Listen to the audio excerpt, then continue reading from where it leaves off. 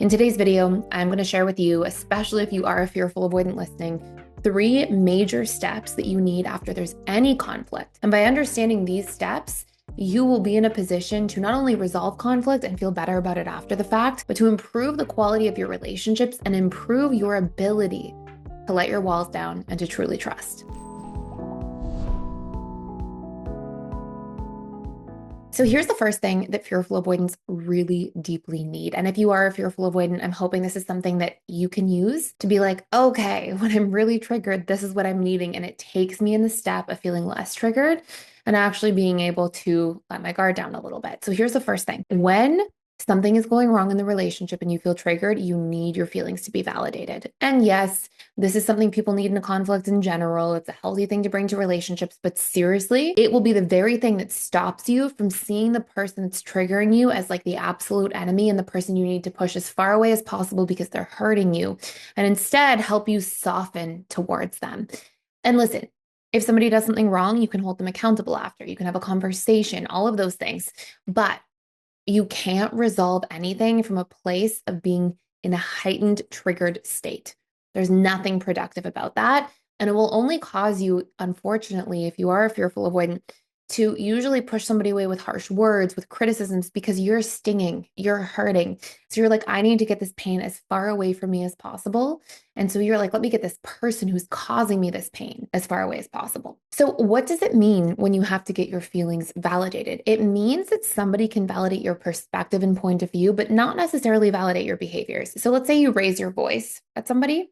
The person can say, hey, I see that you're really angry and probably hurt right now, but it's still not okay to raise your voice. So if you're the loved one of a fearful avoidant listening to this, it doesn't mean that you just make them right in all situations. That's not what validating feelings means.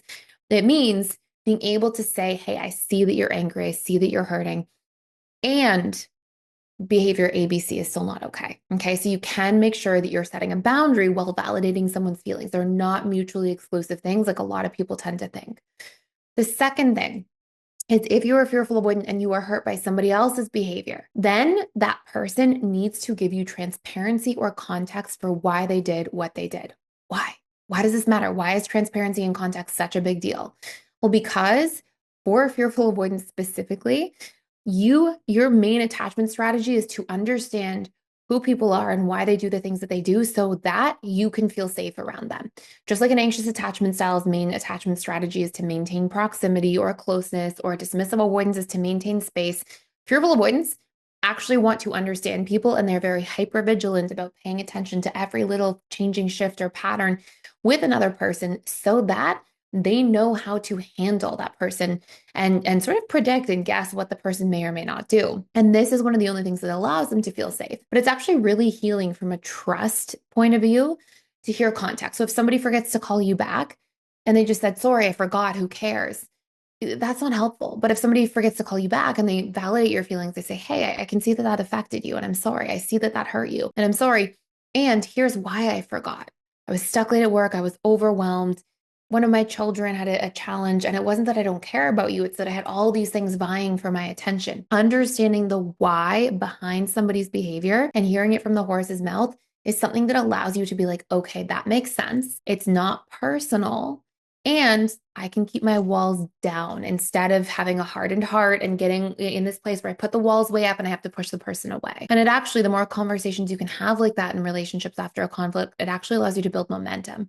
There's a really important point number 3, but I just want to let you know before we get to point number 3, which is what will create true resolution in a post-conflict situation, that if you are somebody who is wanting to dive into this topic further, one of the best things you can do is learn what your needs are in a conflict. And there's a needs course you can check out using the link below fully for free. And it's not just for a limited time. It's like you actually get to keep it for life. We're doing this just for the month of January. It's free access to a course for life. It's one of my favorite courses in PDS because needs are how you self-soothe. They are how you get to know yourself. They're how you actually fill your own cup and feel more fulfilled, more joyful. And one of the most important things to not just resolve conflict, but to actually be seen and known by somebody else in your life. So that free link down below gives you access to try out all of PDS, but it actually allows you as well to keep that needs course for life. So you can use it, go through it, and hopefully benefit tremendously as a result. So point number 3 is that when it comes to being able to truly resolve a conflict and reconnect, you need strategies for how to prevent the thing that hurt you from recurring. What do I mean by that? I mean that if somebody comes to you and says, let's say we'll go back to they forgot to call you back thing. You may be like, oh my gosh, they don't care. But if they validate your feelings and they acknowledge and give transparency, they say, oh, it's because my kids had a challenge and it's not that I don't care. I do care about you. And they say, I'm sorry you were hurt. Like they do those first two steps. And then they say, okay, here's how we're going to work on this in the future.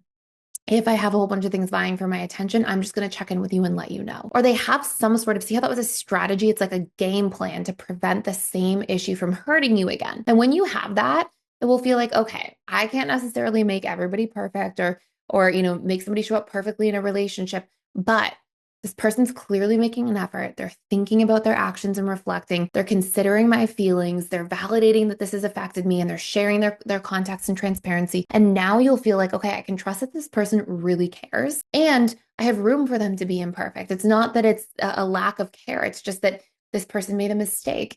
And in case you missed it, you can now reserve your spot and get more than a 50% early bird discount for our live relationship coach certification program. This 12-week program gives you the opportunity to build a new career, create your own thriving coaching practice, help your community, and secure your financial future full of abundance with a growing waitlist of clients. And the best part is that you get to spend a whole bunch of time with me as I teach you exclusive subconscious reprogramming tools and help you learn how to change somebody's attachment style from insecurely attached to securely attached so that you can truly help create transformation in people's lives and have a wait list of people waiting to work with you. We also have an entire business week about how to build funnels, systems, and to really build a thriving and busy practice. You can sign up using the link down below the video, and I can't wait to see you there.